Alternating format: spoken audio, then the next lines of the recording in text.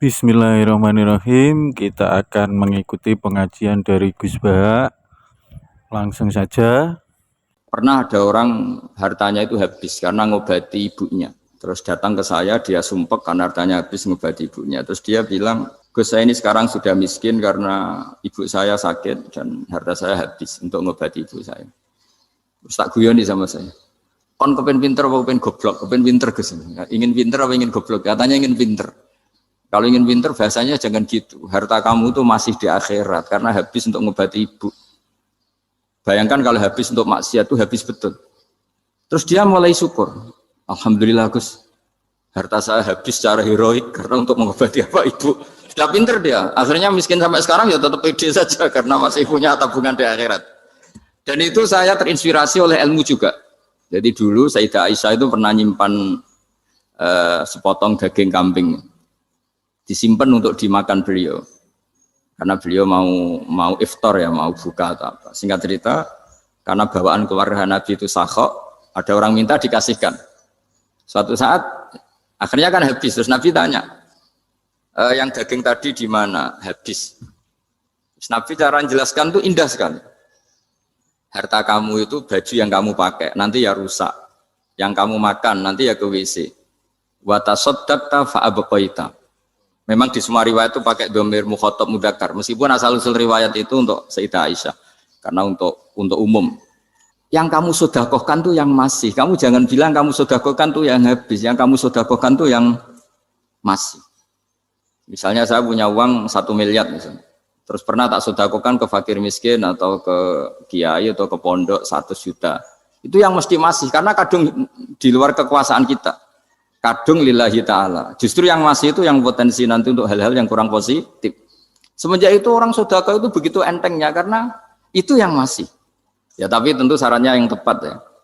Saya sekarang sering kampanye sedekah tepat. Karena misalnya sering saya itu didatangi orang kaya. Sudah dapat gratisan gerutu. Gerutu itu geremeng. Nah ini kita sudah pakai buminya Allah itu gratis, pakai airnya ya gratis, pakai oksigen ya gratis.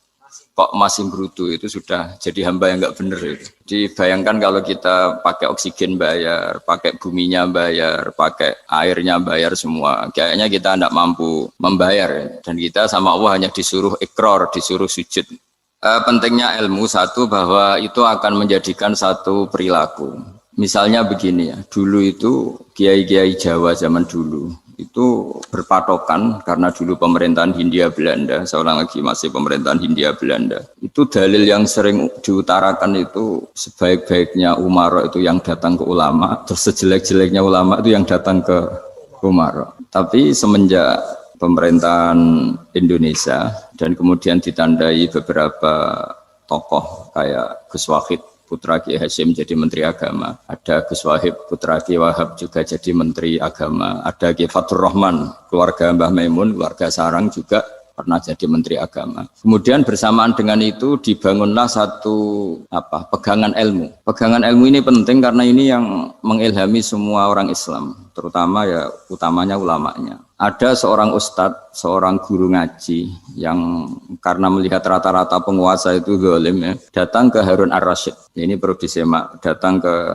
Khalifatullah atau Amirul Mukminin Harun ar-Rasyid. Karena beliau seorang raja tentu terduga lah atau ya umumnya atau gimana lah istilahnya. Itu ya rata-rata ya agak seenaknya namanya raja, namanya penguasa. Ini dalam pikiran ustadz itu tidak mesti dalam fakta. Kemudian si ustadz itu matur, ya Amirul Mukminin, inni nasihun lak famusyaddidun alaika fala tajidanna fi nafsika syai'an. Saya ini mau nasihati Anda, kemudian saya cara nasihati itu keras.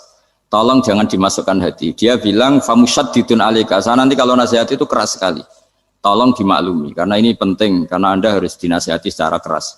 Tapi sebelum nasihat itu diutarakan kata Harun ar-Rasyid karena beliau Bani Abbas dan beliau orang alim termasuk muridnya Imam Malik. Kata Harun ar-Rasyid, uskut, kamu diam Ustaz. Inna Allaha ta'ala arsala man huwa khairun minka ila man huwa syarrun minni. Wa ma'adhalika yaqulu Allahu ta'ala faqula lahu qawlan layyinan la'allahu yatadzakkaru aw yakhsha. Jadi ini sekaligus etika dan norma ya bagi semua dai di Indonesia dan semua kita.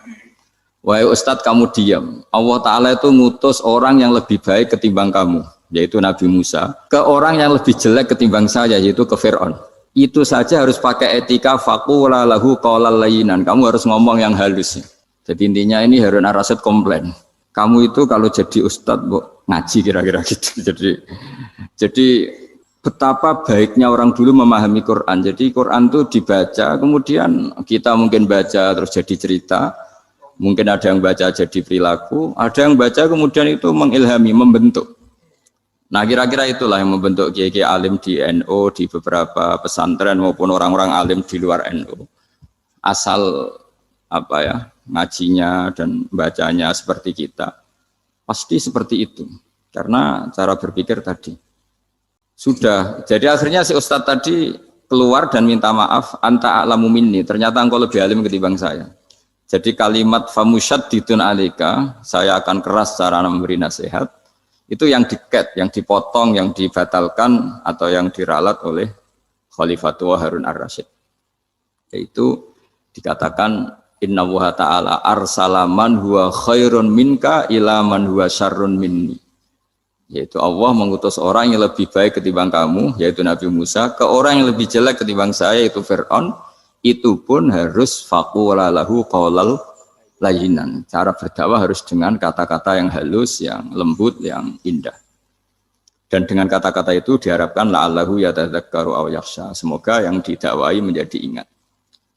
Sehingga dengan kemampuan ilmiah seperti ini menjadi pegangan bersama bahwa kita sebagai dai atau sebagai tetangga atau sebagai sama-sama warga Indonesia, bawaan kita memang harus faqula lahu qawlan layyinan la'allahu yatadzakkaru aw yakhsha.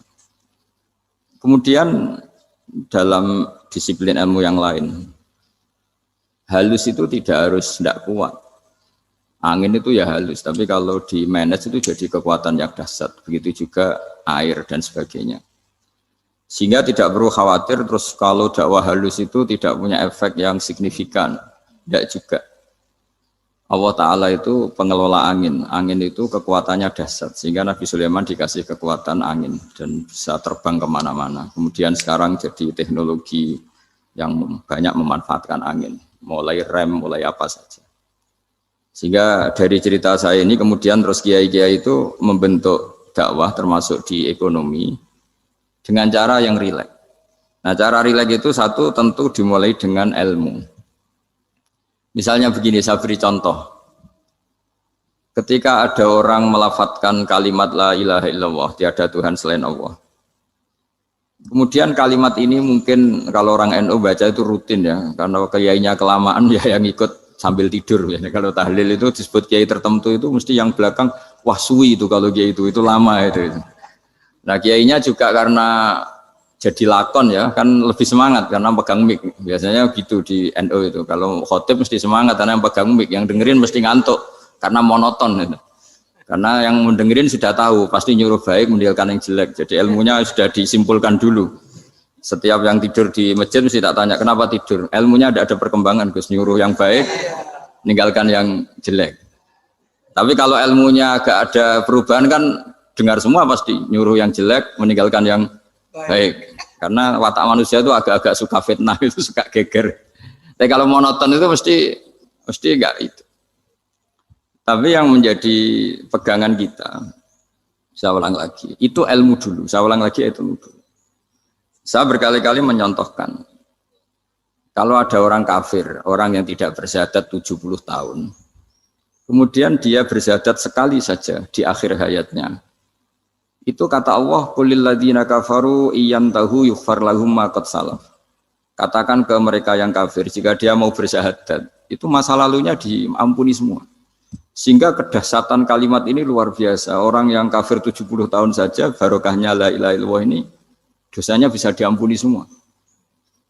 Nah kemudian karena ilmu ini tidak begitu populer atau kurang dipopulerkan, atau kita sendiri kurang menghayati, sehingga la ilaha illallah itu lebih dianalisis cara lafadz ini, pelafatannya ada sanadnya enggak ya gitu. Terus cara melafatkan bareng-bareng seperti itu ada tumpengan ini bid'ah enggak ya. Jadi pertanyaannya sudah tidak tentang keramatnya atau sakralnya atau fadilahnya la ilaha illallah, tapi sudah macam-macam. Dan cara seperti ini ada hadisnya enggak, legal enggak, terus ada sanadnya enggak. Jadi saya mohon semohon-mohonnya untuk teman-teman yang di Al-Iman itu harus ngaji ya. Ngaji itu nanti kamu tahu cara mandang sebuah ibadah atau perilaku atau apa sajalah tahu. Karena al-ilmu yurisul ahwal, ilmu itu bisa mengilhami cara pandang. Dulu yaitu saya ulang lagi, ketika zaman Hindia Belanda, karena pemerintahnya Hindia Belanda itu ulama-ulama keras sekali, sejelek-jeleknya ulama itu yang datang ke Umaro. Tapi setelah era Mbah Hashim, era sampai Mbah Maimun, itu mereka peduli sama Umaro, semuanya sama-sama warga Indonesia yang ingin melihat Indonesia yang lebih baik. Sehingga banyak, ya kakak saya sendiri pernah wakil bupati, terus putra Mbah Maimun wakil gubernur. Ini teman saya Ki Hafid ya bupati. Semenjak itu terus, dan itu nggak lepas dari cara pandang. Yaitu cara pandang diantaranya adalah cerita tentang Nabi Musa yang Allah tetap peduli sama Fir'aun. Sehingga tetap didakwai Nabi siapa? Musa. Dan posisi Musa datang, bukan memanggil. Ya, cuma kayak sampai sekarang tuh belum pernah ke kantor bupatinya Pak Hafid. Karena kadang-kadang orang terus curiga, mengajukan proposal, jadi agak repot.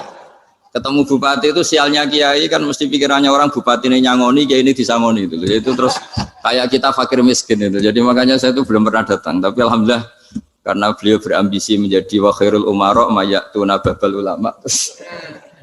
Jadi datang tapi sangat ambisius ingin mengalahkan ulama karena dia kalau datang statusnya lebih tinggi. Ya tidak apa-apa, ini tawaduk tapi niatnya agak begitu tawaduk.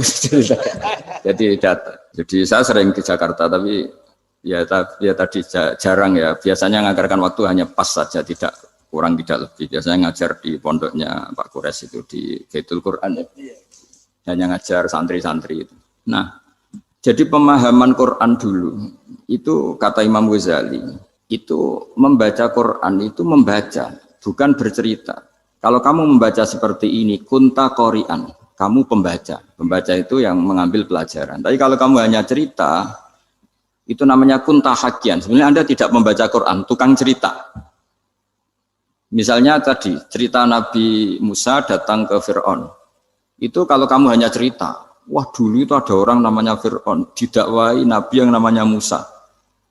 Ya ini namanya tukang cerita. Kalau kamu pembaca tidak gitu.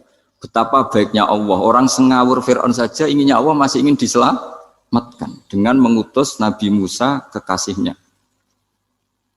Itu namanya kunta qori'an, kamu pembaca betul, bukan kunta hakian, kamu tukang cerita. Begitu juga seterusnya tentang Quran ayat-ayat seterusnya. Sehingga yang diharapkan dari pembacaan Quran itu memang kita sebagai ahli baca, ahli mu'tabir ya, ahli yang ngambil pelajaran, bukan tukang apa? Cerita.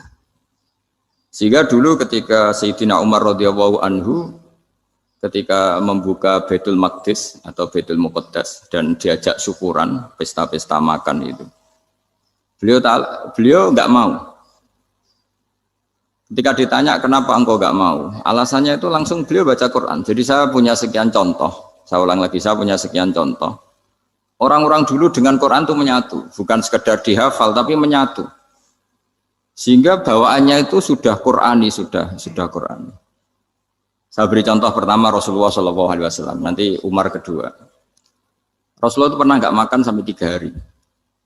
Terus ditanya oleh sahabat, lalu kekuatan engkau bisa hidup apa? Terus ngendikan al-aswadani, maksudnya itu tamar dan air, hanya makan kurma dan air. Tapi beliau tidak ketemu roti atau nggak ketemu nasi lah kalau orang Indonesia. Ketika hari ketiga dikasih makan oleh sahabat, dipotongkan kambing, kemudian baru makan 3 lukmah, kira-kira ya 3 asupan nasi, berhenti. Padahal sahabat yang lapar sama dengan Rasulullah itu membayangkan Nabi itu sampai kenyang, sampai apa. Tapi ketika ditanya, seperti ini pun nanti ada hisabnya. Walatus alunna yauma idzin anin naim. Jadi acara makan-makan gini itu nanti ada hisabnya. Nabi nangis. Akhirnya sahabat nggak jadi nerusin makan. Jadi ketakutan orang dulu sama ketika Sayyidina Umar dijak pesta ketika memenangkan Baitul Maqdis itu.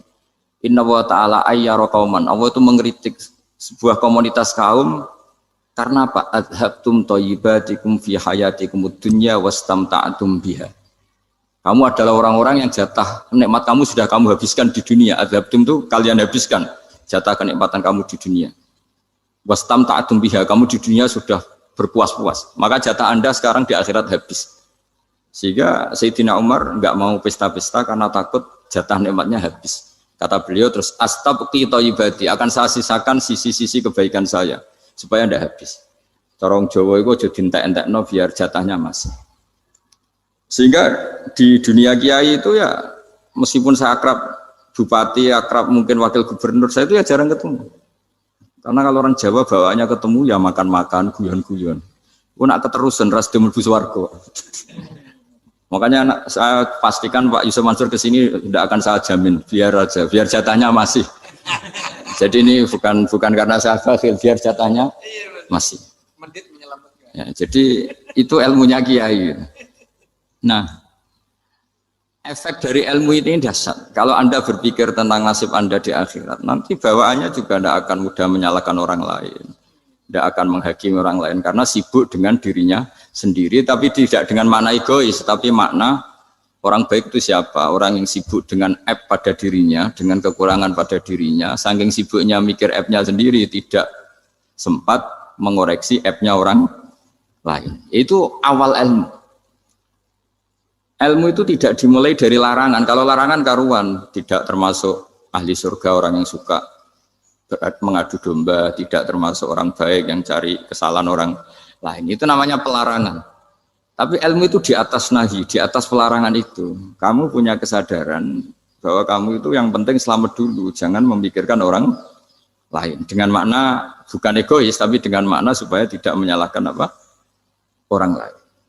Nah, saya termasuk ya boleh dikatakan kiai lah, yang paling fanatik bahwa semuanya itu harus dimulai dari ilmu. Ya saya ulang lagi, dimulai dari ilmu. Nah, dari sini kemudian saya berharap Indonesia menjadi damai, menjadi baik. Itu bukan karena kita baik-baik banget, ya tidak mungkin kita ada nabi, tapi karena sudah sibuk dengan memikirkan kesalahan diri sendiri. Sehingga misalnya kita baca Quran, Rabbana dzalamna anfusana, lalu kita langsung ingat betapa hubungan kita dengan Allah itu harus ikrar dulu, merasa zalim dulu, merasa salah dulu. Nah, kalau semua orang merasa salah di depan Allah itu mesti bawaannya agak mudah menyalahkan orang lain, karena kita bilang Rabbana dzalamna anfusana. Nah, itulah ilmu-ilmu yang mungkin banyak pembaca Quran tapi hanya baca, atau kalau baca ini tok disebut al-haqi, ahli cerita. Yang dibutuhkan tuh al-qari', pembaca kemudian mu'tabir, kemudian mau beriktibar. Seperti yang dilakukan tadi Harun Ar-Rasyid tadi. Inna wa ta'ala arsala man huwa khairun minka ila man huwa syarrun minni.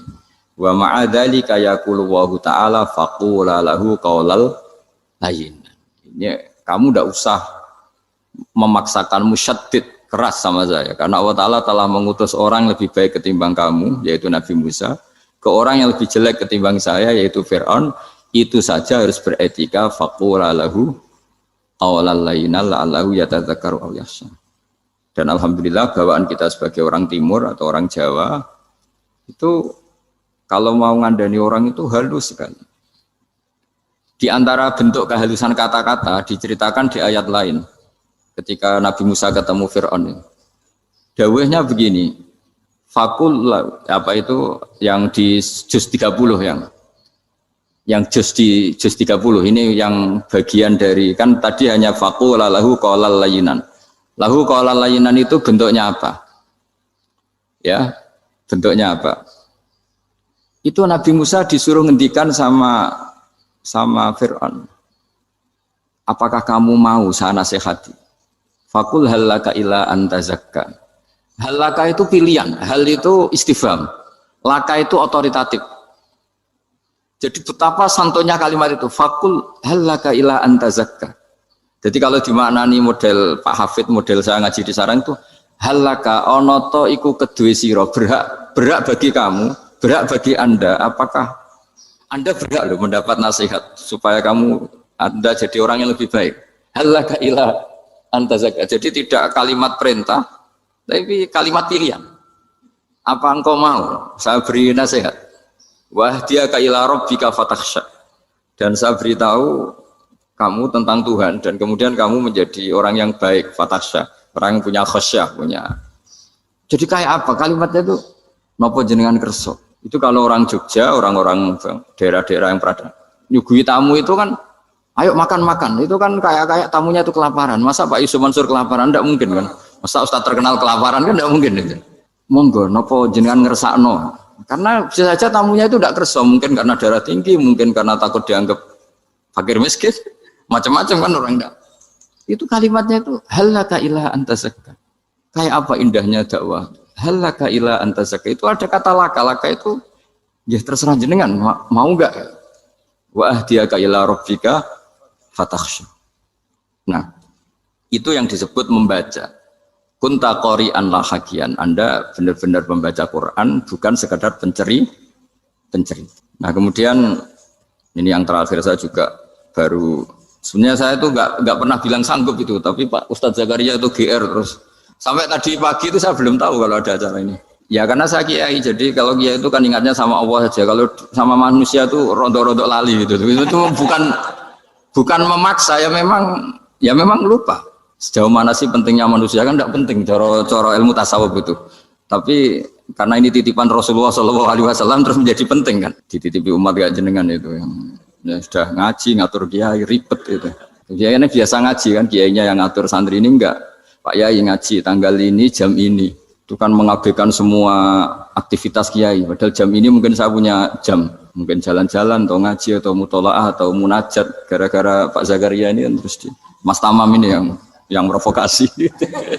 Harus ngaji di jam ini, tema ini. Saya itu kalau ngaji ditentukan tema itu, ini memang saya agak keras di bab ini. Itu kayak ibarat gini loh. Saya ini dokter, kemudian ada orang yang sakitnya itu jantung, terus bilang ke saya, Pak dokter sembuhkan kukul saya. Wong penyakit ekstrimnya itu jantung, kok bila disembuhkan apa? Kukul. Kan gak penting, sembuh tidak sembuh, kukul itu kan gak penting. Jerawat itu. Kiai itu tahu kesalahan paling fatal manusia itu akidah. Tapi kadang-kadang mintanya ilmu yang tidak akidah, yang gak penting. Jadi kadang-kadang kiai itu ya digurui betul kalau di Indonesia. Misalnya ini tidak nyindir loh, memang marah betul kalau di bab-bab seperti ini. Tapi ini biar jadi ilmu masif, ilmu yang general.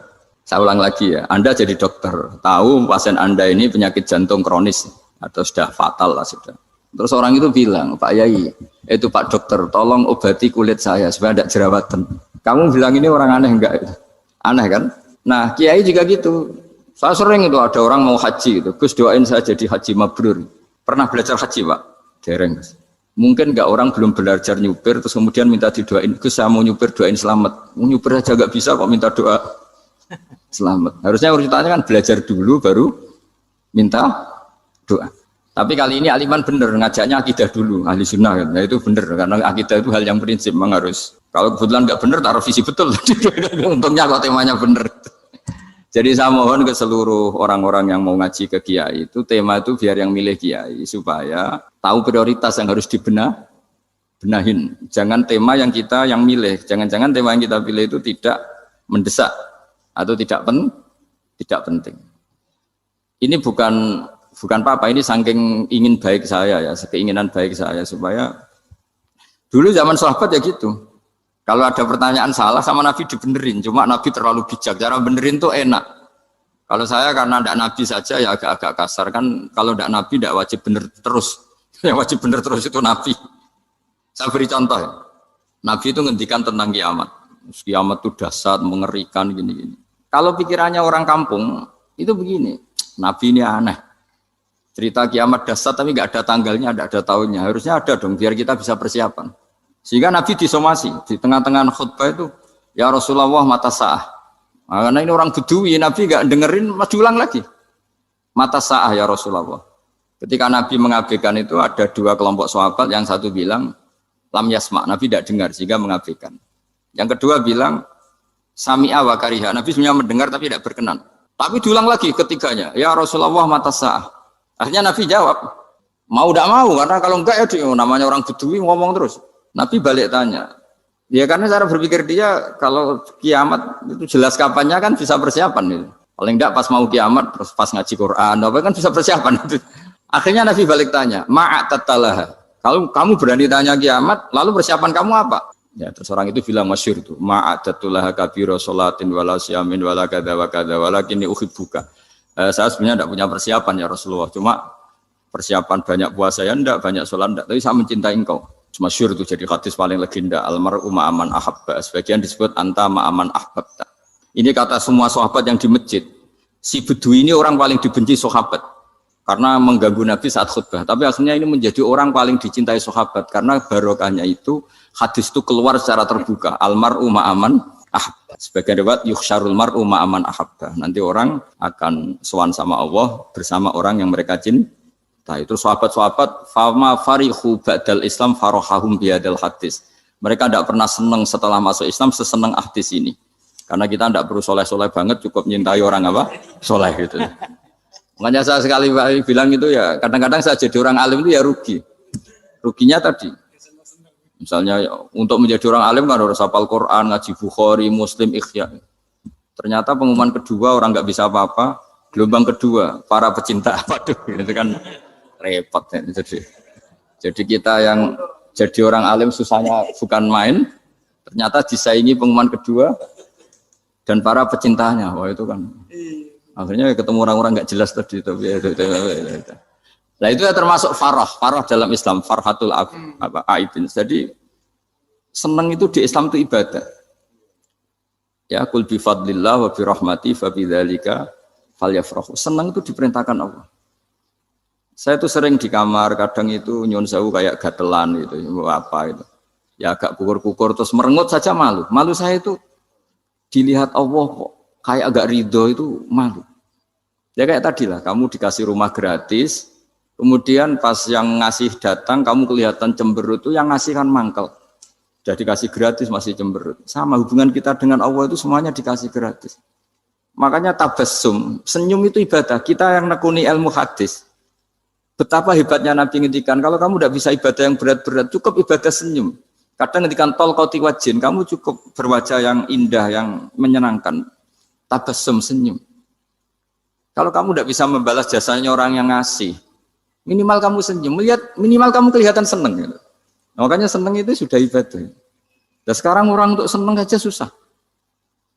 Karena bawaannya nuntut orang lain supaya kayak keinginan dia, bawaannya nuntut, ya ribet. Kalau gitu ya ribet. Makanya saya bilang al ilmu yurisul ahwal. Ilmu itu diperkuat. Nanti yurisul ahwal, ilmu itu akan membentuk Anda. Dulu beberapa raja itu ya mau luhur karena jadi raja, punya apa saja. Tapi punya penasihat ulama. Itu nasihat itu sederhana. Ada seorang raja tanya ke kiai, gimana dengan semua kerajaan saya? Wah, padahal dia punya apa saja. Jenengan miskin sekali, itu kerajaan seluas ini. Kok bisa aja? Terus ditanya sama si ulama tadi. Andaikan Anda di padang pasir, kemudian kalau tidak minum segelas air itu mati. Apakah Anda akan membeli segelas air ini dengan semua kerajaan Anda? Oh iya, pasti apapun saya lakukan untuk mendapat satu gelas air. Terus la tafrah bimulkin la yusawi syarbatamain. Kamu jangan bangga dengan kerajaan yang nilainya itu enggak sebanding dengan segelas apa? Air. Akhirnya raja itu mikir, saya tidak jadi raja bisa hidup. Tapi kalau enggak minum air mati. Berarti penting satu gelas air. Akhirnya lama-kelamaan ini anggap kerajaan itu biasa, ternyata enggak sepenting segelas air. Ya seperti kita lah, misalnya orang enggak punya alpat itu enggak malu. Tapi kalau nggak punya celana itu malu. Kamu mau punya alpat tapi nggak punya celana? Kan nggak mau. Yaitu ilmu. Ilmu itu yurisul akhwal. Ilmu akan melahirkan satu perilaku. Jadi kalau ilmu Anda mantap, pasti syukurnya juga mantap. Gitu. Ya makanya saya termasuk kiai yang selalu mendorong pentingnya ilmu. Bahkan kata Sufyan Ats-Tsauri ngendikan saking pentingnya ilmu ada kata fa'lam annahu la ilaha illallah. Dimulai kata fa'lam. Dan saking pentingnya ilmu itu setiap nabi itu status permanennya itu hanya satu, mengajar. Rabbana wab'ats fihim rasulam minhum yatlu 'alaihim ayatik, membacakan ayat-ayat Allah sampai wa yu'allimuhumul kitab, mengajarkan kitab wal hikmah. Bahkan Allah sendiri wasofa dzatahul 'aliyah bi annahu al-muallim. Yaitu Allah ngendikan Ar-Rahmanu 'allamal Qur'an. Jadi betapa hebatnya pengajar. Allah sendiri mensifati dirinya itu Ar-Rahmanu 'allamal Qur'an. Allah itu Maha Rahman yang mengajarkan Quran. Di surat Iqra juga disebutkan Iqra wa rabbukal akram alladzi 'allama bil qalam. Jadi Allah mensifati dirinya sebagai pengajar. Kayak apa pentingnya mengajar? Karena ilmu yurisul ahwal. Ilmu ini melahirkan satu sikap. Pernah ada orang hartanya itu habis karena ngobati ibunya. Terus datang ke saya, dia sumpek karena hartanya habis ngobati ibunya. Terus dia bilang, Gus, saya ini sekarang sudah miskin karena ibu saya sakit dan harta saya habis untuk ngobati ibu saya. Terus tak guyoni sama saya. Kon kepen pinter apa kepen goblok? Kepen pinter Gus. Ingin pinter apa ingin goblok? Katanya ingin pinter. Kalau ingin pinter bahasanya jangan gitu. Harta kamu itu masih di akhirat karena habis untuk ngobati ibu.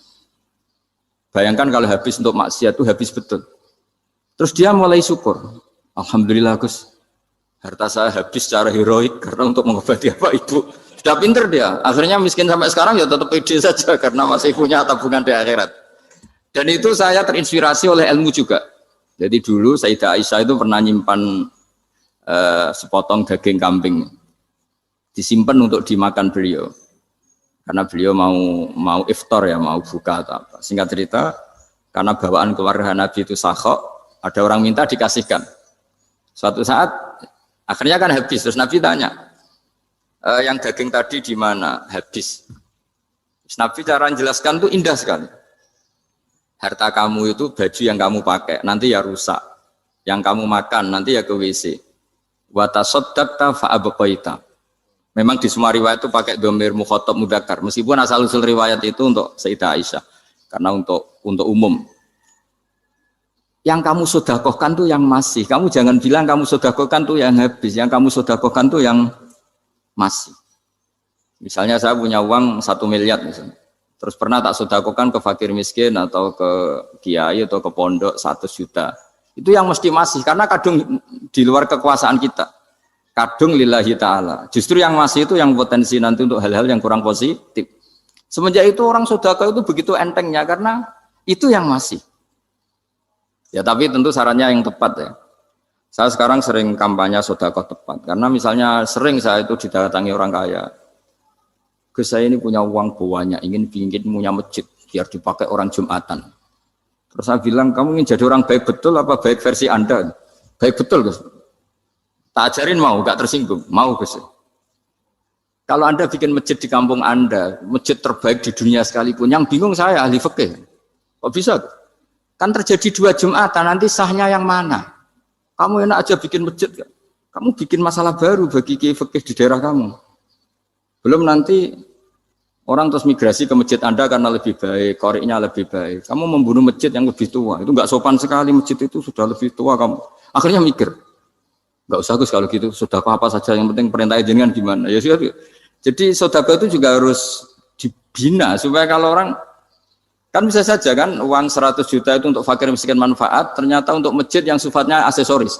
Untuk lampu yang kristal, yang mahal-mahal, bukan yang pokok. Itu pentingnya ngaji ya. Jadi lagi-lagi al-ilmu yurisul ahwal. Ilmu itu melahirkan satu sikap. Jadi ketika ada masjid baru, kalau orang nggak bisa ngaji fikih, wow ada masjid baru, masjid banyak. Tapi kalau yang ngaji fikih ngerti, ini malah ada masalah baru karena ada ta'addud Jumatan. Gimana hukumnya 2 Jumatan dalam kondisi yang tidak mendesak. Makanya sekarang saya baru kampanye itu. Dulu itu kalau ada masjid banyak itu kan faktornya beda ormas, beda pemahaman atau agak jauh. Masih hukum sosial. Atau bawaan kondisi. Misalnya di dekat UGM itu ada masjid kampung pertama. Bawaan masjid karena ada kantor besar atau bawaan ada pabrik besar atau ada sekolahan besar. Tapi sekarang itu ada pertanyaan baru, ada masjid baru karena ada orang kaya ingin bikin masjid, itu gimana itu hukum? Nah, tapi kalau orang nggak nekuni fikih itu ya langsung wah bagus untuk bangun masjid. Bagus piye gene sing kangelan memfikihkan tadi. Nah itu ilmu. Jadi kalau yang tidak nekuni fikih itu ya tidak tersiksa, tapi yang nekuni fikih itu pasti tersiksa karena seperti itu tadi. Ya jadi saya mohon di antara cara kita dakwah secara damai itu dimulai dari Rabbana Zolamna Anfusana. Itu dipakai Nabi, di redaksinya diganti dengan makna supaya kita per individu matur Allah, apa ini zulam tu nafsi zulman kabiron katsiran. Nah, bawaannya orang mengaku zalim, mengaku salah itu kan sudah tidak sempat mikir salahnya orang apa lain. Dan dari sini kemudian dia jadi orang yang tawadhu, yang ubudiyah, yang macam-macam. Sehingga Nabi itu bukan dianggap ya, pasti penjelas terbaik. Terus Allah meredaksikan wa ma tuqaddimu li anfusikum min khairin tajiduhu indallah. Apa saja kebaikan yang kamu sudah berikan untuk Allah sampai akhirat itu ya pasti kamu temukan di akhirat. Terus yang terakhir saya beri contoh orang peminta-minta sa'il. Itu Sayyid Ali Zainal Abidin kalau ada orang minta-minta terus dikasih. Misalnya dikasih ya 100.000 atau 50.000 atau 10.000 sesuai kemampuan yang memberi. Itu marhaban biman hamala zadi ilal akhirah. Saya terima kasih ya, gara-gara kamu minta uang saya jelas sudah sampai akhirat. Coba kalau di rumah bisa saja untuk hal yang tidak positif. Jadi bawaannya itu cara pandang itu rubah. Jadi sebenarnya kalau kita ngasih uang di masjid, ngasih kiai atau ngasih fakir miskin, ya uang itu yang masih bukan yang habis. Yaitu watasodak kata fa'abqaita, yang kamu berikan itu hakikatnya yang masih. Karena sudah ada kamu otak-atik lagi, makanya disebut wakaf. Sebenarnya wakaf itu dulu secara makna lughat, saya ulangi secara lughat. Maknanya itu sudah berhenti, wakafun maknanya berhenti. Nah, sedekah itu dari kata sedekah maknanya benar. Orang yang sering sedekah berarti imannya benar. Orang yang uang sudah diberikan berarti dia sudah terputus, wakaf berhenti dari hubungannya dengan dia. Sudah dikasihkan berarti selesai. Sehingga wakaf dan sedekah itu sebenarnya maknanya saling melengkapi.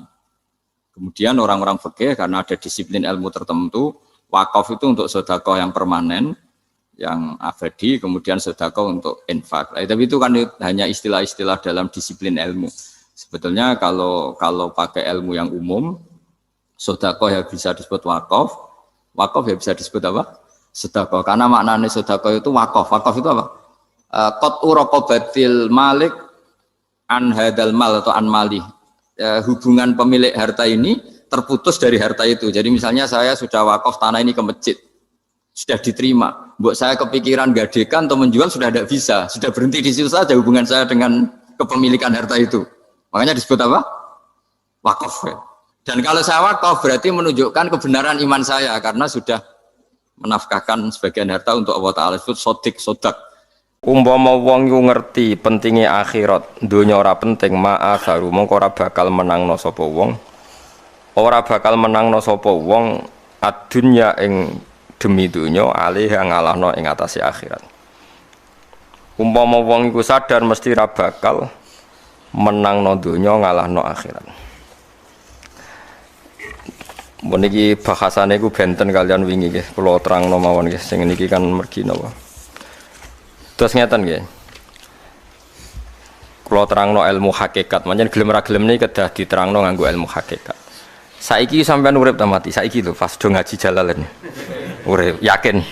Nah, iku keliru, ilmune sampean berarti cek ilmu syariat. Nak cara ilmu hakikat, sampean saiki iku mati. Uripe sok nak wis napa? Mati. Dadi iki nek akhirat. Dadi sampean kowe nak mati urip. Nah saiki mati. Bukti bahwa kita sekarang mati itu kita sering salah paham. Salah paham itu ya goblok. Wong goblok itu bukti wong mati, rapati iso mikir. Misalnya sampean saiki tak bedheki. Sampean kan saiki nganggep dhuwit iku penting. Penting banget. Sampeyan ning akhirat iku ora butuh dhuwit. Ngertimu nek dhuwit ora penting ngenteni ning akhirat. Mulane Kanjeng Nabi nak nerangno ilmu hakikat iku unik.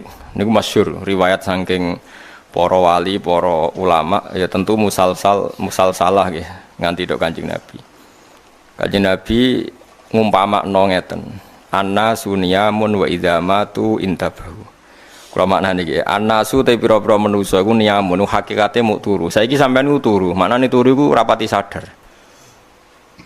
Wa idzamatu intabahu nalikane mati niku tangi utawa nglilir. Contoh gampang ngeten nggih, sampean ning donya nganggep dhuwit penting, pengaruh penting, kenal bupati penting, diapiki tangga penting. Ternyata sampean ning akhirat sing paling penting ya sujud temen ning donya. Sehingga terus kowe getun. Ya Allah, aku zaman ning donya gara-gara rasa-rasan gak tahajud. gara-gara rasa-rasa aku gak sholat. Ternyata neng akhirat yang penting iku sholat. Mergo duit iku ora penting, pengaruh ya ora penting. Umat kok santri kok sampean barang blas gak penting blas. Cara kula ora diwajibno mulang, wong alim wajib mulang, moh mulang. Berhubung wajib ya kepeksa napa dilakoni. Mungkin kalau wacana takbir karena ini penting. Kemarin saya ngaji di Naruan di rumah saya yang Rebunan iki kula terangno. Jeng ben sampean nek mati iku istilah Quran ngeten. Laqad kunta fi ghaflatin min hadza fakashafna anka ghita'aka fabasarukal yauma hadid. Setiap orang yang mati, apalagi orang fasik, orang kafir itu didhawuhi pangeran ngene. Jong kowe dhisik lali sangka peristiwa akhirat iki. Saiki kabeh tak buka. Fakashafna angka ghita'aka. Saiki tutup-tutup iku wis tak buka. Fabasaruka mongko te peninggal sira al yauma ing dalam iki dina hadidun dadi cerdas, dadi tajem. Karena setelah kamu di akhirat eling tenan, ternyata ketika kita di dunia itu mengigo ka alam yalbathu illa sa'atam min nahar. Bukti bahwa kita salah itu gini ya. Misalnya kowe kenal Obama itu bangga, kenal Presiden Amerika bangga, kenal duta besar bangga. Jebule hakikat itu semua gak penting ning akhirat. Yang penting adalah kowe ngusap cahaya yatim terus mbok sedekoi, kowe sujud mbek pangeran mbok nikmati. Kowe ngaji ngene iki mbok syukuri. Hal-hal sing zaman ning donya mbok anggap ora penting, ternyata penting. Kadang keliru lagi gini, ana kiai ikhlas di musala panjang mbok arani kiai cilik. Sing pejabat struktural ning ormas gede mbok arani kiai top, mergo jabat ning ormas gede. Jebule iku ning akhirat klotokan sing banyak kiai cilik. Iso nyafati kowe. Kiai oleh dendam ning akhirat. Pas kon nyafati kowe ora gelem moh ta mbok arani kiai cilik. Lho dendam itu diolehno pangeran. Mulane kowe aja geman ngenyek kiai cilik. Iso wae gedhe indah Allah. Engko kathah rubba asa akhbaro madfu'in bil abwab law aqsama ala Allah la abarrahu. Dari Kanjeng Nabi akeh zaman ning donya wong sawangane kedual rambute, pakaiane compang-camping tapi umpama sumpah atas nama Allah mesti Allah nyembadani. Si kiai ya, kalau versi medis Anda lebih tahu. Kalau versi kiai itu kematian itu dianggap hal yang sebetulnya ada versi kiai ya, semua orang tahu lah pasti mati itu.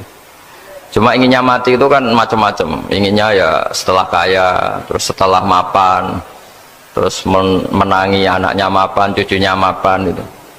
Terus itu pun sebetulnya ada siap mati juga, tapi ya tetap mati itu. Jadi saya punya cerita, saya akan cerita yang lucu-lucu ya supaya nggak tegang ya menghadapi kematian. Dulu itu kroni itu ya sudah ada. Jadi Nabi itu ya punya kroni, tidak hanya pejabat. Nabi itu punya kroni. Nabi Sulaiman itu bisa terbang. Ya mulai dulu manfaatkan angin. Jadi angin itu mulai dulu memang luar biasa. Dimanfaatkan orang sekarang mulai tenaga angin, pakai rem angin. Mulai dulu angin itu luar biasa. Nah itu teman dekatnya Nabi Sulaiman tuh ya agak sopan tuh bilang gini, itu Pak Nabi itu kalau nanti ada malaikat Israel saya pinjam anginnya supaya tidak bisa ngejar saya katanya. Jadi mulai dulu tidak hanya pejabat, Nabi pun ya punya teman yang agak-agak gimana itu. Suatu saat malaikat Israel disuruh nyabut orang, misalnya namanya siapa lah, nanti saya sebut ada yang tepaan sama nanti tersinggung ya, semuanya siapa gitu. Yang jelas namanya ada Agus tidak Bambang karena bahasa Arab itu. Itu orang ini cabut di India gitu. Nabi Sulaiman kira-kira ya di Palestina kira-kira itu. Si orang ini ternyata di dekat Nabi Sulaiman. Nah karena Nabi itu kan orang hebat lah, sehingga malaikat ya kadang silaturahim ke para nabi. Israel sendiri ya kadang-kadang silaturahim ke para nabi. Silaturahim yang paling nggak disukai ya silaturahimnya malaikat Israel. Datang ke Nabi Sulaiman, sebenarnya niatnya silaturahim. Ternyata ketemu orang itu, kaget malaikatnya. Waduh ini gimana ini? Kok saya disuruh nyabut di India, kok orangnya di Palestina? Nabi Sulaiman kira-kira di kawasan Palestina, di wilayah yang katanya Israel itu. Karena Palestina kita tahu kan, menurut pemerintahan Israel itu wilayah Israel, menurut Palestina pemerintahan apa? Palestina. Tapi Indonesia alhamdulillah sampai sekarang itu nggak mau atau tidak punya hubungan diplomatik dengan apa? Israel. Sehingga kita harus mengistilahkan Palestina untuk warga Indonesia. Kaget malaikat ini, katanya disuruh nyabut di India kok ada di sini. Nah si Kroni ini, si orang yang itu melihat malaikat Israel, entah kenapa kok dia bisa melihat itu, mungkin punya kekuatan tertentu karena dekat Nabi.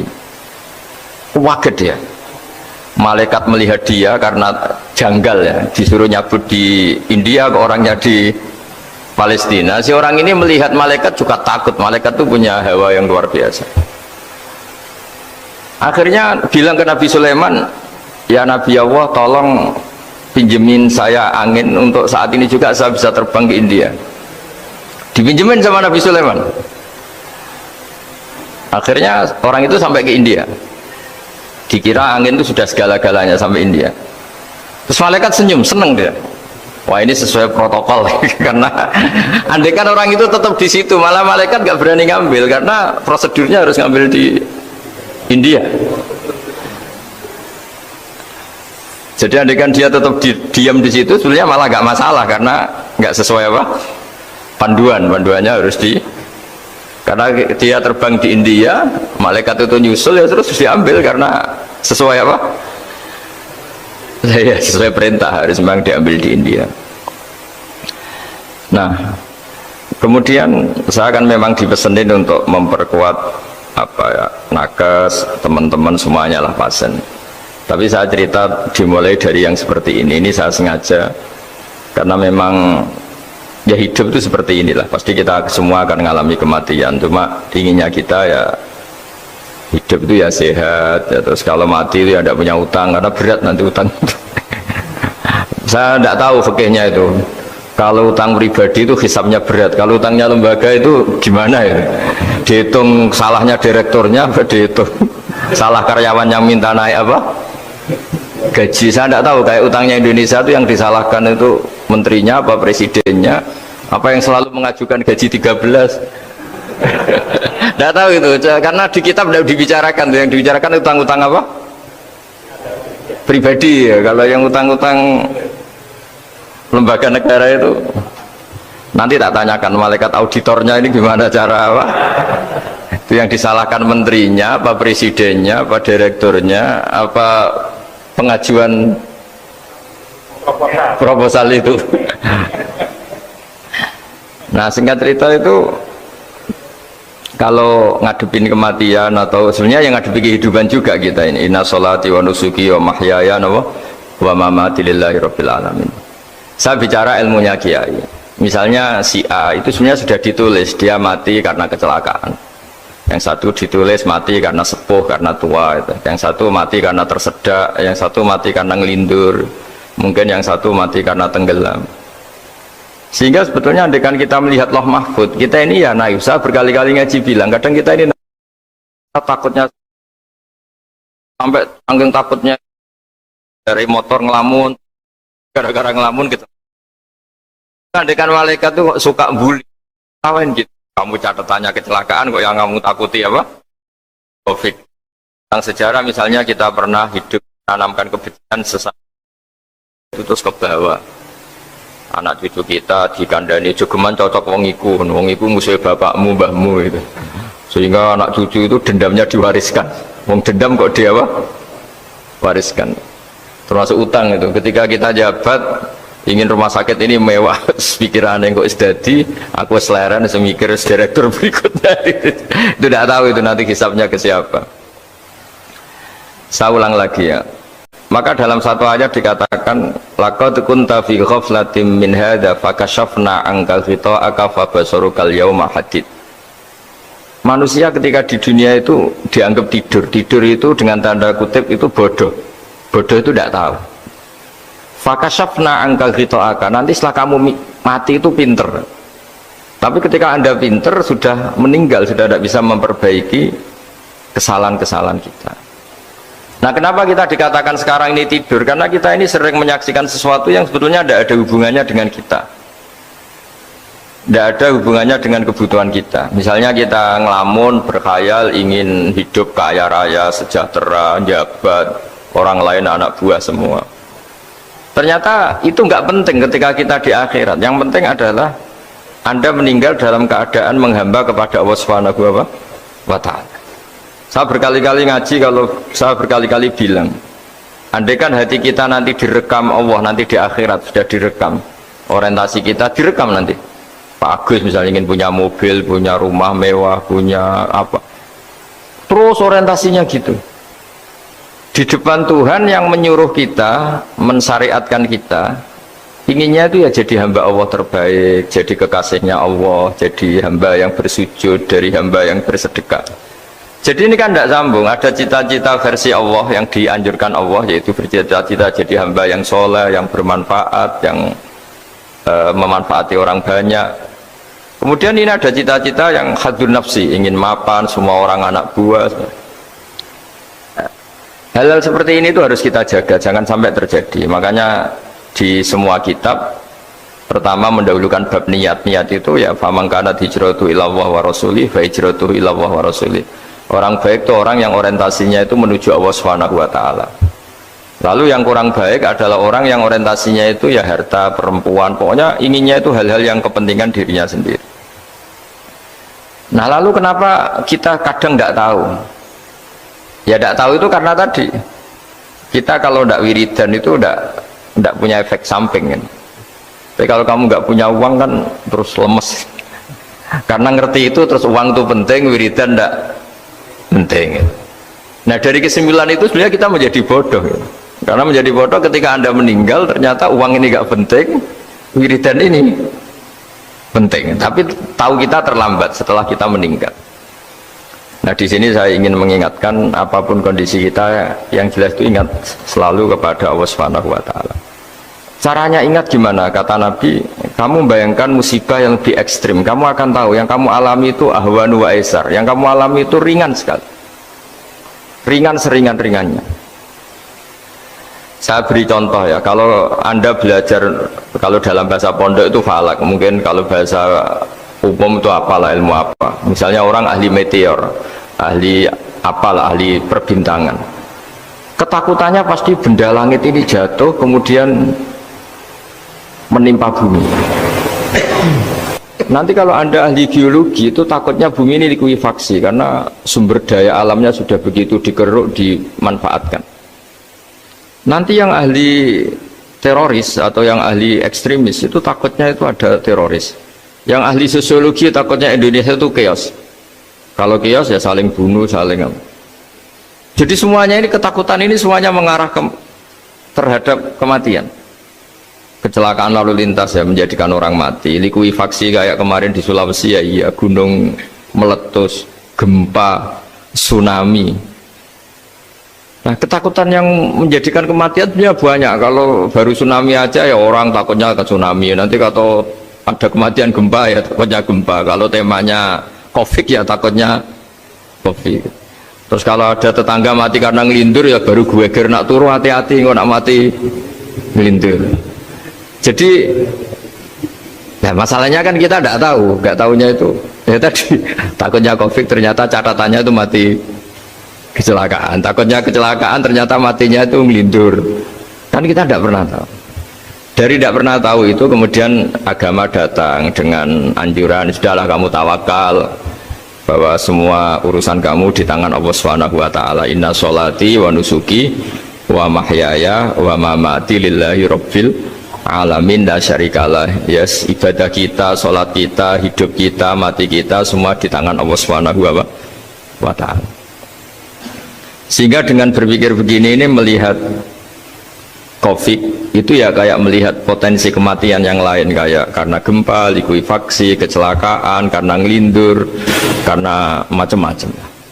Kenapa saya membuat apa atau menyarankan ya supaya orang berpikir demikian, supaya bersyukur bahwa kita ini dihimpit, disekelilingi penyebab kematian tadi. Kalau kita ahli meteorologi mungkin takutnya itu asteroid jatuh, terus kemudian meteor jatuh yang nggak habis digesek oleh sistem alam, terus macam-macam. Yang ahli gempa juga takutnya gempa, yang ahli tsunami takutnya Tsunami yang ahli sosial takutnya Indonesia chaos, kemudian saling apa? Bunuh, saling apa dan sebagainya dan sebagainya. Nah, dengan keadaan seperti ini kita ini baik sekali.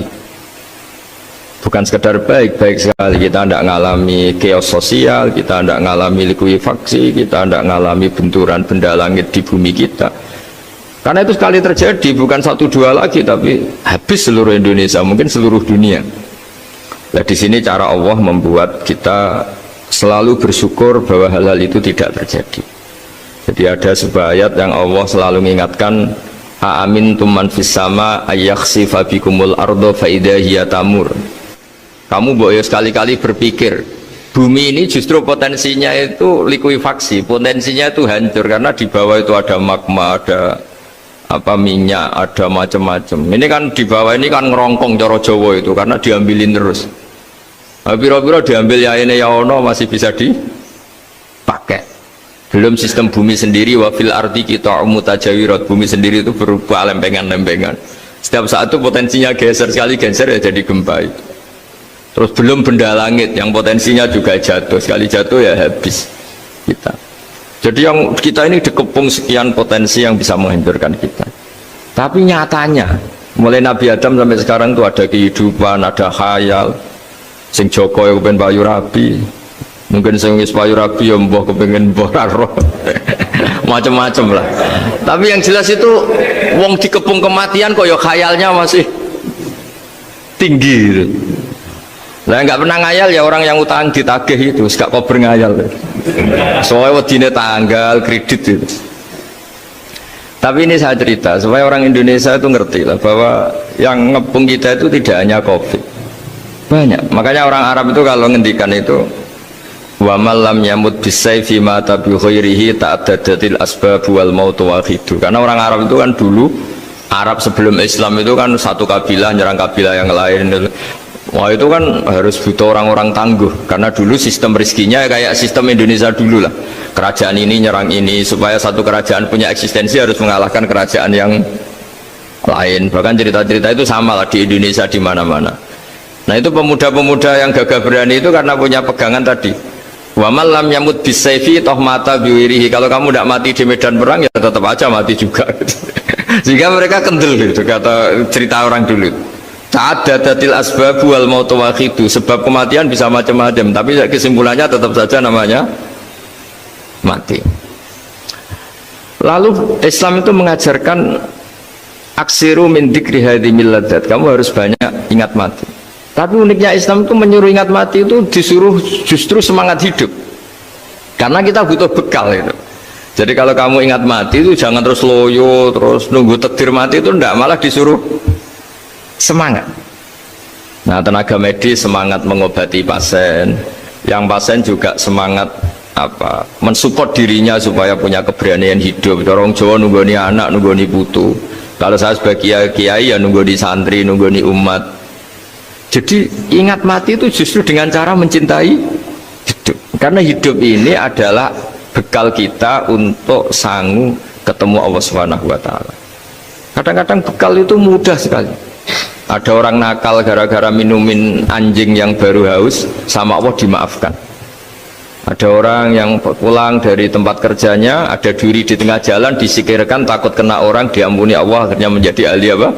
Surga. Ada orang yang kerja untuk orang tuanya, kemudian orang tuanya dicukupin menjadi ahli surga. Bahkan ada ahli surga itu ceritanya itu, tapi ini jangan dicoba. Ada orang sudah jelas niat nyon sewu, niat zina, sudah tinggal itu terus mikir dia, saat itu takut Allah gak jadi, barokahnya gak jadi langsung dia jadi ahli surga. Sarannya gak jadi loh ya. Tapi ya tidak usah dicoba. Itu kalau keterusan masalah. Jadi Islam itu menganjurkan ingat mati, tapi justru dengan cara mencintai kehidupan. Karena yang jadi referensi Allah nanti di akhirat adalah perilaku kita, amal kita zaman apa? Hidup. Jadi disuruh ingat mati, tapi justru dengan cara sangat mencintai apa? Kehidupan. Lalu yang dinamakan kehidupan itu apa? Ya kita-kita ini, ada yang mengkhidmati agama, mengkhidmati orang sakit, mengkhidmati itu ya berbakti, membantu, ada yang nata lalu lintas, ada yang nata keamanan kayak Pak Polisi, ada yang nata keuangan kayak Kemenku, macam-macam. Semuanya harus kita cintai, profesi-profesi yang oleh Islam dianjurkan untuk kita nekuni itu. Jadi saya mohon lewat cerita ini orang itu tidak fokus takut COVID. Kasihan COVID kan jadi tersangka pembunuh sini. Padahal di kampung-kampung orang lugu-lugu yang saking nggak ngertinya itu kalau dikasih sumbangan itu katanya itu salam neng COVID matur nuwun. Itu ribet kalau orang lugu-lugu itu. Dikira COVID itu satu makhluk atau manusia yang apa? Nyumbang itu. Jadi saya mohon semohon-mohonnya, seminta-mintanya sampean harus ngitung nikmat lah. Dengan sistem meteor seperti itu di langit tidak jatuh ke kita, sistem bumi yang sudah merongkong gini tidak likuifaksi, terus di dunia ini banyak kimia, banyak racun itu kalau misalnya meledak kemudian dibawa angin mungkin matinya lebih masalah. Ternyata semua itu nggak terjadi.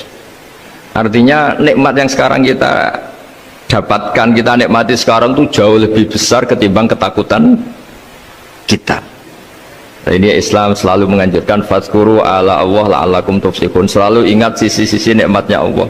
Kamu jangan hanya sisi wah kita dikepung COVID, kita punya istri judes, punya anak nggak nurut, punya atasan sadis, punya anak buah nggak loyal. Kalau gitu terus ya kamu nggak berani hidup.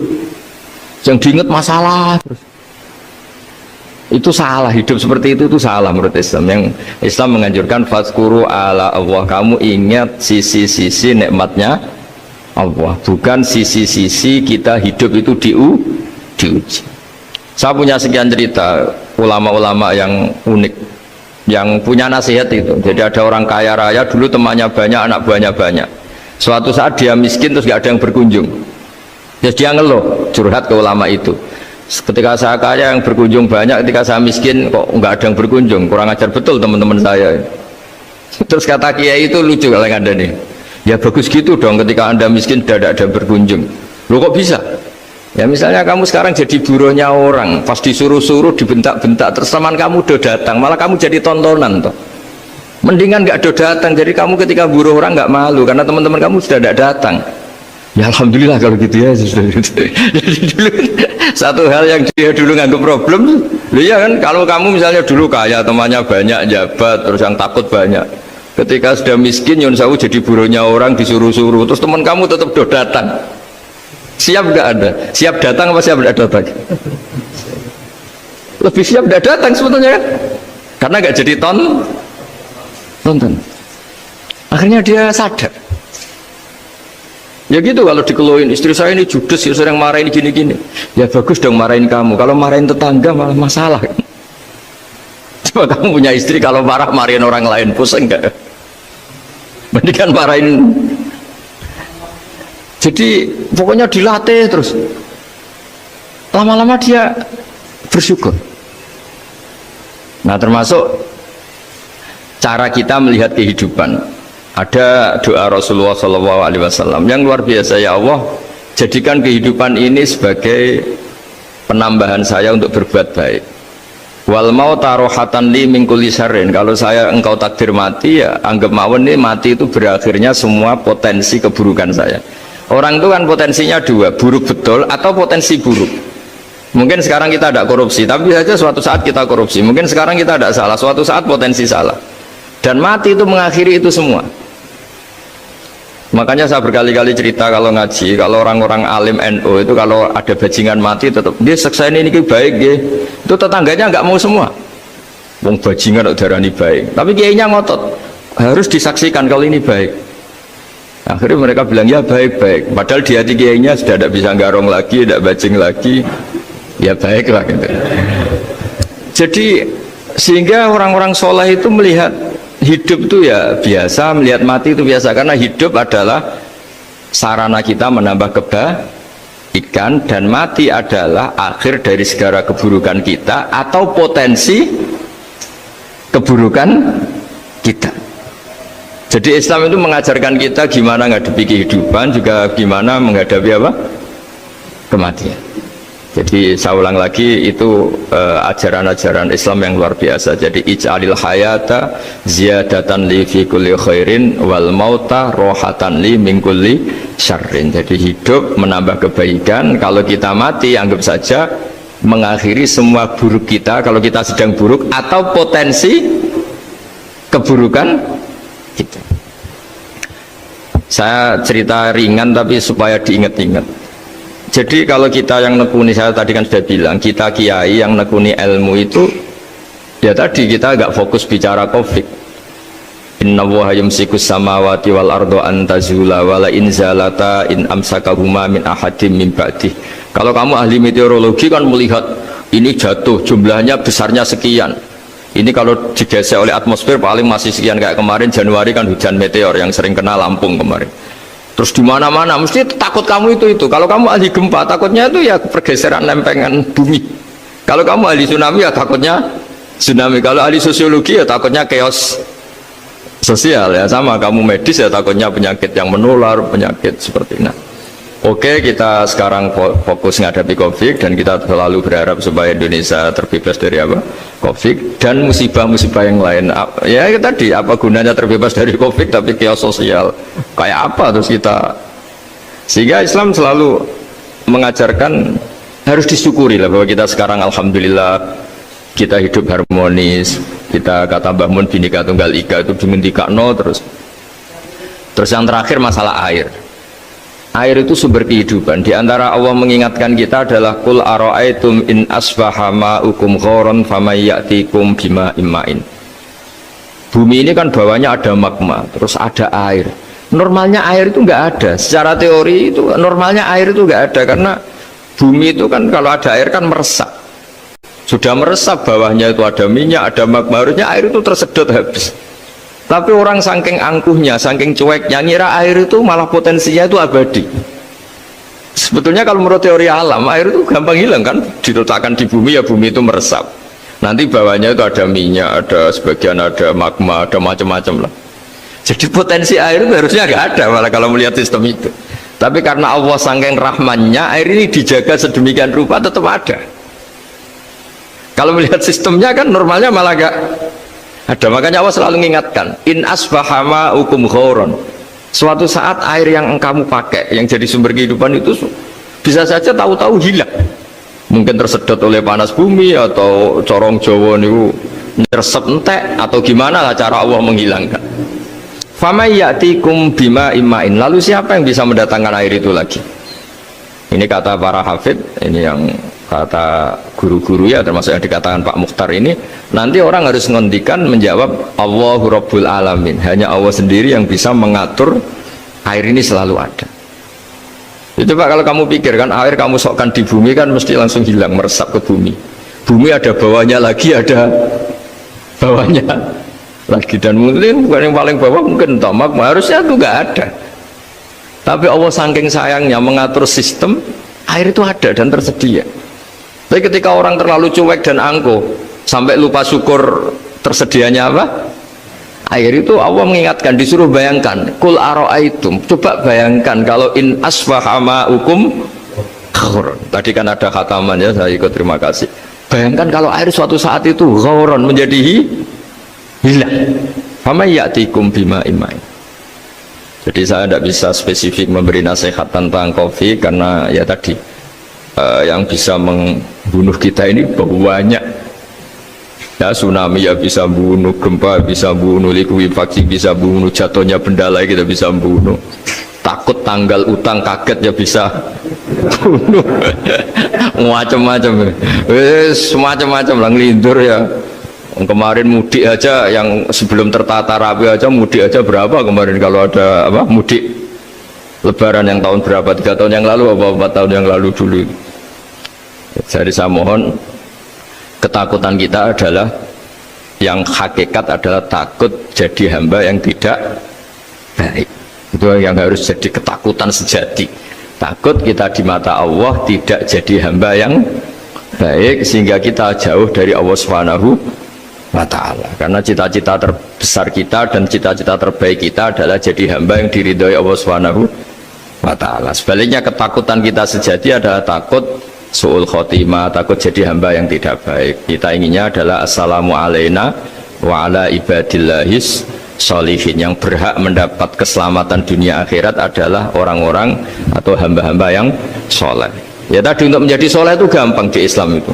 Tenaga medis nolong pasien ya ibadah, pasien husnudzon sama dokter ya ibadah, mengelola hidup, ingin hidup ya ibadah, anak ngurus istri ngurus, pokoknya anak yang ngurus keluarganya juga ibadah. Semuanya itu di Islam itu asal tidak maksiat itu dianggap apa?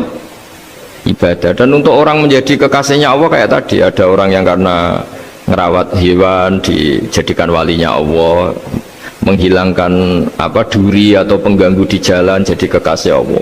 Itu cerita-cerita itu semuanya ringan. Bahkan tadi ada yang cerita sekedar ingin maksiat dan tidak jadi. Dalam Islam itu kan gitu, orang yang merencanakan maksiat kemudian tidak jadi, itu ditulis pahala. Jadi gampang sekali untuk menjadi orang soleh dalam Islam. Kalau tidak bisa itu semua, kata Nabi, takufus syarroka anin nas fa inna shadaqatun minka ala nafsik. Kalau tidak bisa berbuat baik sama orang lain, yang penting tidak mengganggu orang lain. Terus kan enak turu ning omah ngelamun bengak-bengok dhewe aja banter-banter, tapi nak bengok-bengok banter-banter kan ganggu tangga. Itu asal tidak ganggu orang lain. Takufus syarroka anin nas. Kamu jangan sampai efek buruk kamu berakibat pada orang lain. Itu juga fa inna shadaqatun minka ala nafsik, itu ya bagian dari sedekah kamu. Taruh saja misalnya kalau secara ilmu medis, misalnya kita ini kok dinyatakan positif COVID, secara ilmu medis nggak boleh ketemu orang lain, terus kamu diisolasi. Kamu niatin ketika diisolasi itu tidak menularkan bahaya kepada orang lain, itu juga ibadah. Jadi ibadah itu gampang sekali, mudah sekali. Karena agama ini yuridu wa bikumul yusra wala yuridu bikumul usra. Agama ini mudah, bukan sulit. Ya, mohon maaf tadi saya nggak bisa datang yang jam 11 karena saya tadi malam hormat di Jogja, acara 7 harinya Kiai Jatabek, tadi pagi baru datang. Tapi saya mohon pokoknya yang seneng ya, hidup itu yang seneng, diberi kesempatan hidup sampai sekarang itu yang seneng. Jangan karena teman kamu meninggal terus seakan-akan ini teman saya meninggal, paling saya besok. Kok kamu tahu? Nyatanya besok hidup lagi, besoknya ya hidup lagi, sampai sekarang ya masih hidup. Sudahlah, mensyukuri yang ada. Jadi sudah saya mohon, syukur itu penting. La in syakartum lazidanakum. Justru dengan kita syukur itu insya Allah segalanya akan tambah baik, tambah baik. Nggih, matur nuwun lan ngapunten ingkang kathah. Assalamualaikum warahmatullahi wabarakatuh. Demikian telah kita ikuti bersama pengajian dari Gus Baha. Uraian ceramah beliau semoga menjadikan kita kuat iman dalam menghadapi kehidupan kita sehari-hari, menjadi berkah bagi sesama kita, amal baik kita menjadi berkah saudara-saudara kita.